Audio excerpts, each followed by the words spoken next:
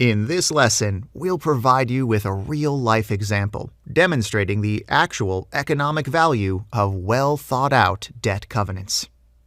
In 2015, Lowell Group, a financial services provider in the UK, agreed to acquire one of its German competitors. The merger of the two companies produced a combined entity with a risk profile greater than Lowell Group's standalone risk. I'm sure you'll agree that a greater risk profile would have resulted in lower market prices of these bonds. Actually, Lowell's bonds expiring in 2019 were already trading below par since mid-2014. Therefore, investors who wanted to exit their investment before the actual merger would have sustained significant additional losses. However, this wasn't the case in this situation.